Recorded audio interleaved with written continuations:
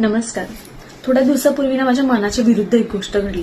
त्यामुळे ना मला फार राग आला, संताप आला, त्रागा झाला.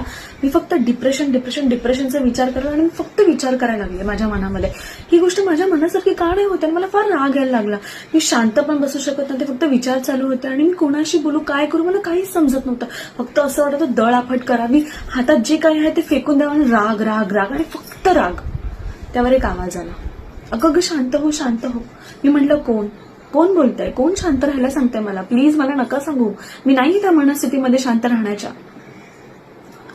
परत माझं मन म्हटलं शांत हो. म्हटलं कोण बोलतंय.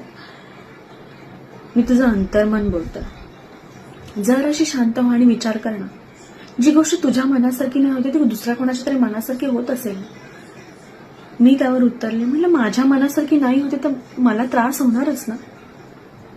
पण ह्या रागाने तुला काय भेटतंय. माझं अंतर्मन मला विचारायला लागलं. म्हटलं रागाने मला काही भेटत नाहीये, मला त्रासच होतं, पण मला नाही शांत करता येते. मग तू विचार कर ना, थोडी शांत हो ना, थोडा पुरता शांत हो. राग आला ना तुला.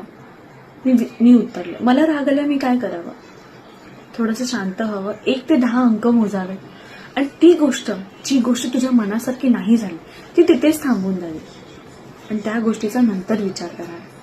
का असं होतं, का असं घडलं, काय झालं असेल ह्याचा आधी विचार करावा.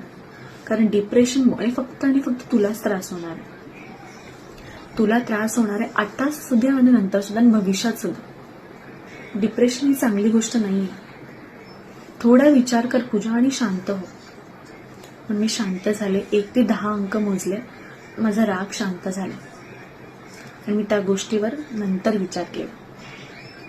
आणि नंतर विचार केला, आपलंही असंच होतं ना, आपण ऑफिसमध्ये जातो किंवा बाहेर कुठे किंवा घरामध्ये कुठे काही आपल्या मनाच्या विरुद्ध गोष्टी घडतात.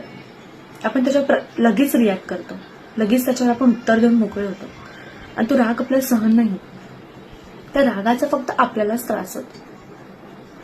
पण आपण म्हटलं असंच करूयात, राग आल्यावर 1 ते 10 अंक मोजूया, थोडंसं शांत होऊया, थोडासा विचार विनिमय करूयात आणि त्या गोष्टीचा नंतर विचार करूयात. बघा जमतंय का. धन्यवाद.